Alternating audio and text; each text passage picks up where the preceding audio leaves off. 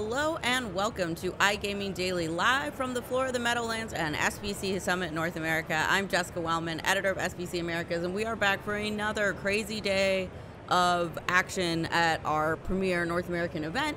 It's bustling, hopefully you can kind of tell, and I am excited to have, I think it's his big debut. Now We've kept my new, secret weapon to the team lurking in the shadows, but hopefully you've seen his byline on some great stuff. Our senior writer, Justin Byers. Justin, welcome to the pod for the first time. A belated welcome to the team, and welcome to the event. What do you think of it so far? First of all, it's a pleasure, and it's great to be here. It's an opportunity that I didn't think I'd have, and having all these resources at the tip of your fingers is awesome, especially having the great leadership with the SBT team. You can't take it for granted. So I know for me, the biggest kind of culture shock going from B2C writing to B2B writing was that suddenly everyone wanted to talk to you. You get so used to sometimes, you just get stonewalled, right? And so you've done a lot of interviews and stuff. Have you experienced that change, or was it just me? Oh, without question. And it happened very, very quick, almost overnight. I've had a lot of different people I've never thought reach out to me, a lot of different areas of the business that I haven't even explored before. So it's interesting to see how that changes just in a gist. Yeah, it's a very funny thing, and it's great, but you're just almost like, I want to say yes to everything because right. You're so used to not having opportunities, and then suddenly, right. I'll promise, in 3 years, you'll be like, I don't know if I have time for you. Yeah. You can be elitist. Yeah, and you want to make everyone happy, so that's what's tough. And there's a lot of the great things out there, and of course, you don't always have the bandwidth to do what you want for everyone, but that's what makes great stories great stories. Yeah. So yesterday, what did you do? Did you talk to some cool people? I know you were at a couple panels because we were kind of crossing paths going in and out. Yeah, I ended up going to 3 different panels yesterday, ended up getting some really valuable information and opened up my mind quite a bit, and also tackled a lot of networking. This is the greatest opportunity I've had for networking in the business so far, and all the people I've been trying to meet over the years, I'm finally getting to meet them, so it's been nice. Any one panel kind of stick out as one that you think was worth delving into a little bit? There was a panel on driving innovation in the betting space. I think that was very interesting. It kind of took the angle of, okay, we have great products, but how are we developing and growing those products? And I think that was a really good discussion, just about how everybody's competing this arms race in the business. Yeah, before the event, I know we talked about it on the pod, we write about it, we wrote and talked so much about stagnation. And I think coming into this event, some of us may have just had that so on the brain that we weren't prepared for people to be just really excited to be here. And on the innovation side of it, when there's stagnation, that's when some of the most interesting solutions come about, right? It's been so easy for so long that now let's really see what you can bring to the table. And I mean, the joke is all of the apps are the same app, different color scheme. So who's going to come out with something just fundamentally different or fundamentally cool like that? I only got to see 2 I got to see 2 fireside chats yesterday, and I didn't get to see any panels. And I was actually sad because there was a cannibalization one I really, really, really wanted to go to. Yeah, I know you're big This is fan of my that topic. new hot topic, right? Yeah, but I went to Rob Norton's, who is head of Cordish Companies, and I had also gone to Adam Greenblatt, who kind of shouted out in a negative way Rob Norton in his about being somewhat interventionist about iGaming expansion. And as much as I question some of the cannibalization narrative, he was really, really persuasive. Yeah. He has done a lot of research to back up what he's doing. So I'm going to say these numbers, and I'm curious what your reaction is going to be. He believes the cannibalization rate is between 15 and 23%. Okay. The highest we've seen in studies is 8. The thing is, we've been going back and forth with the cannibalization survey numbers and all these studies that have been going back and forth. We've been doing that now for probably the past 2 months. Yeah. And so we've seen a lot of different numbers thrown at us. Here's where his are different. I was talking to someone from Cordish, and they explained. What the other studies look at is just pure GGR. Okay. How much gaming revenue are you getting? he factors in F&B, he factors in hotel stays, and I actually think that's a reasonable criticism of the other ones that, like, you can tell they're pro online gaming people because they're like, food and beverage. It's just these ancillary things that are such an important part of being a retail casino operator are not part of being an online casino operator. And I think the other side would probably say, well, like, DraftKings doesn't serve food and beverage. But as soon as you get feet off the floor, you're not just losing gaming revenue, you are losing this other stuff. I don't know if hotel is as impactful as food and beverage necessarily, because I don't believe the online casino experience can fully mimic an overnight stay somewhere, right? That's a little weird. So that was super interesting. I think his stance, he's just very well researched on it. We saw in Maryland that it was kind of his group that was really the ones pushing some of the anti-agenda. But it's so funny, like, he has the product. They have Play Live. So yeah, that was for me pretty interesting. The cannibalization topic in itself is, it's what subjective in some ways, like you said, because of what you're bringing into the table with what he's bringing in as far as hospitality as a business as a whole. But that's also a comprehensive picture of how the casino business is just frameworked. So it's, you can understand, taking into account all those factors to get to that number. So it's, I could lean towards taking that more seriously than some of these other surveys and research studies. Yeah, I mean, I've read all of them. These were new arguments. I mean, the other one that was super interesting about that one, I think you in Mississippi have encountered some of this. Yeah. The ones who very disingenuously claim that, like, if online sports betting passes, that 90% of the retail sportsbook market shrinks because the split's, like 95-5. I think you've listened to some of those, right? Oh yeah. Oh okay. Yeah. And in Maryland, for those who don't know, retail launched, and then it was like a decent chunk of time later before online launched. I can't remember, but several months at least. And he was talking about eating into it, and I think we all are just like, obviously, you're not hanging out in the casino. You're going there to, like, do a transaction. Right. The same way I would, like, buy a Starbucks. I guess you could sit in Starbucks, and I do sometimes. But by and large, I just go in and I leave. His point is, I'm actually losing table games traffic and slots traffic because the people that were coming want to stay and do something, make most of their so time. They gamble. Yeah. And I was like, okay, you are at least offering some nuances that I haven't heard before. It's interesting because you have to think about how casinos profit and drive revenue, and you also have to think about how online operators do the same thing. And of course there's going to be lines that are crossed, but in themselves, they're separate businesses, and they cater to different demographics. We predominantly go to casinos here in the States, and we see particularly 50-year-old people and older. Yeah. And that's how I've perceived the casino business in the U.S. And on the other hand, online betting, it's the 25 to 35-year-olds that are usually controlling the market. So you can also have those concerns about where they cross, but they're also, in my opinion, two different things. Yeah, it's absolutely true. And then land-based casinos look very different in different states. Maryland Live and Philly Live, the Cordish one in Pennsylvania, those are, like, in the middle of the city. They're surrounded by other things. They're a destination. You're an Indiana guy. I'm close enough to you that I've been to many an Indiana casino. And the riverboat laws there make it so that nothing's close. You have to, like, it's a schlep.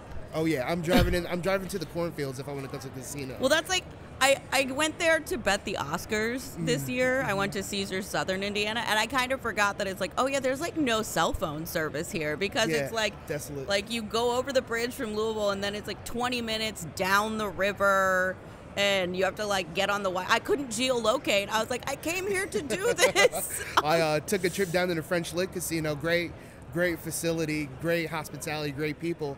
But I was driving down the road and going through a pack of wolves. What? Yeah, so that's how they've got things set up in Indiana. French Lick's my favorite. So they've changed the riverboat ones, right? But that one, they just basically just dug a moat around a building, and they're like, 100%. it's a boat now. Literally. Like, you've done a lot of the networking. Any trends or themes that people seem to be talking about a lot at this conference that you've encountered? You know, I came here pretty much thinking it was going to be just casino and sports betting business, but I've had a lot of talk and a lot of discussions with people in the DFS and the social betting and peer-to-peer space, which it seems to be growing and really taking off. Yeah, I always like to talk to these ancillary operators. What's interesting to me is the buzz I'm hearing about some of operators that were thinking about getting into the real money gaming regulated space are now kind of saying there's so much licensure, there's so much taxation and I'm going to get this much of the market. And if you are, I think we've seen a lot of second wave sportsbooks that are low margin is kind of the MO of it. If you're low margin to begin with, can I do this as a sweepstakes product? Can I do this as a social product? Can I find different ways to monetize this idea because it is just so burdensome to try to get into these states? It's tough. I mean, and you're seeing other companies be impacted by those things. And so for those that are just starting out in the wave of the business, it's kind of daunting because we've seen Better, Price Picks, Underdog. They've been fighting in certain jurisdictions across the country. And the fact that that's happening, I know it's not necessarily curtailing growth, but I know it's giving some people some hesitation. Yeah, I mean, any of these markets too, you're never 100% certain you're in the legal clear. You know, for those who don't know, you consult lawyers, you get a legal letter that kind of gives you the lay of the land, and depending on your risk appetite, you get into that space or you don't.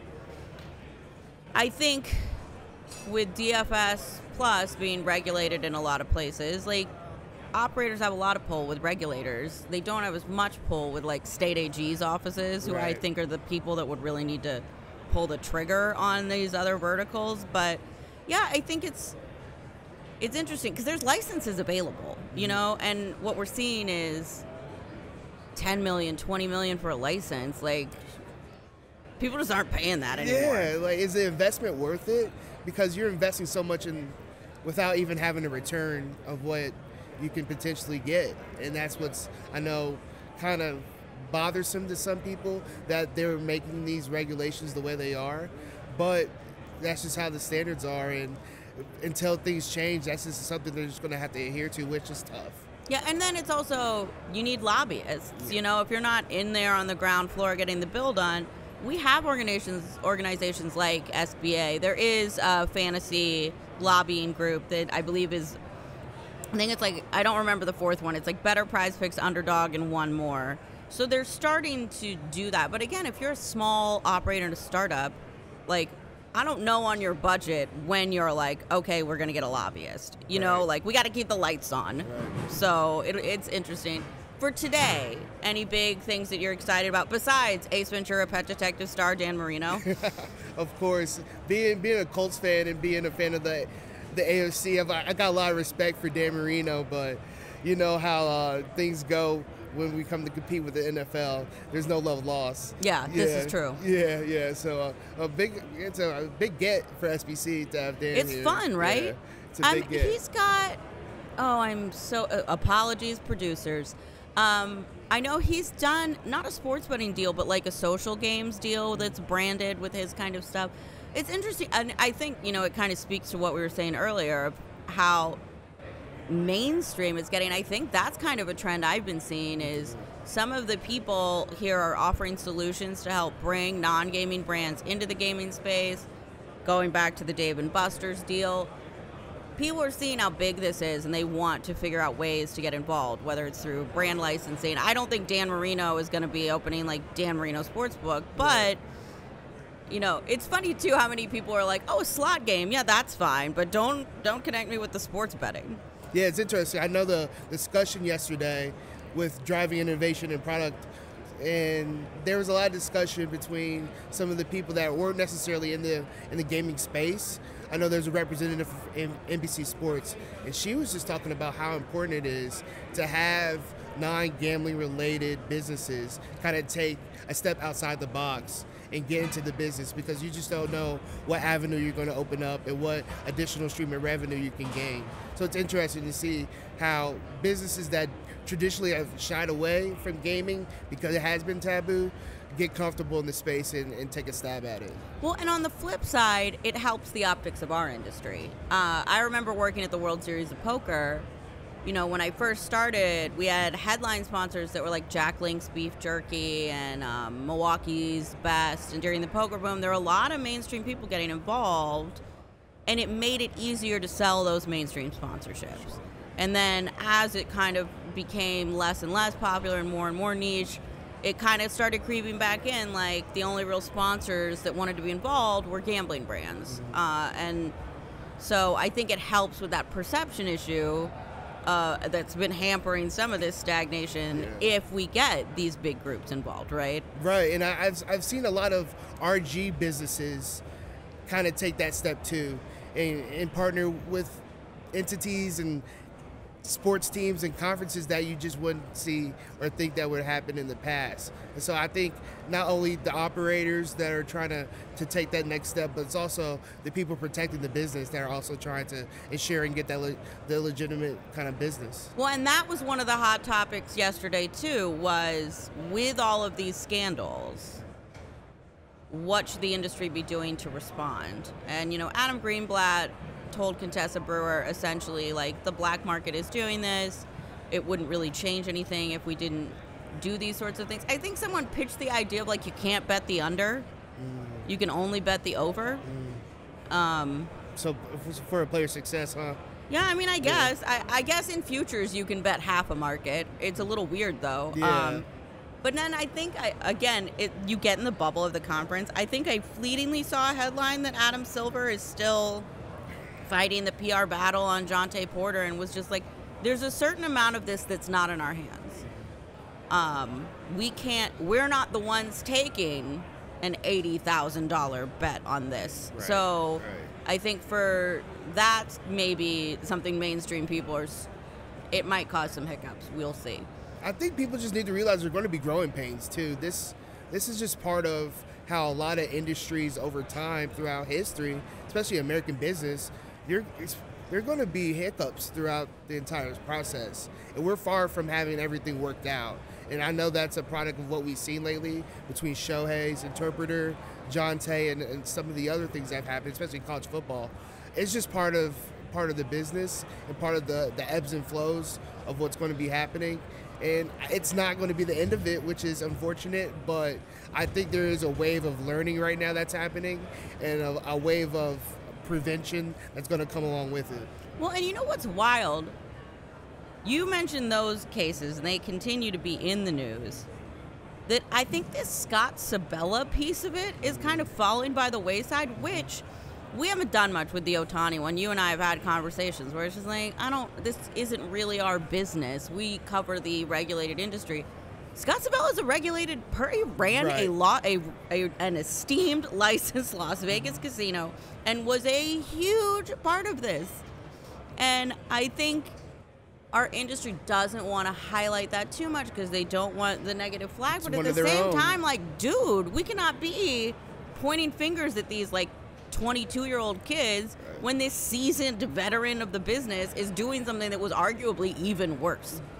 Facilitating it all. And it's funny because I when I was reading through all the complaints. Oh yeah, you read this about stuff. I read the complaint, and you don't want to put somebody in a situation like that saying they're leading the charge, but there's only one way that's happening, and it's because of someone who knows the business like the back of their hand and is able to leverage that in a wrongful manner. And so it's interesting to see how it has been quiet about him and all the muck that's been around it. So yeah.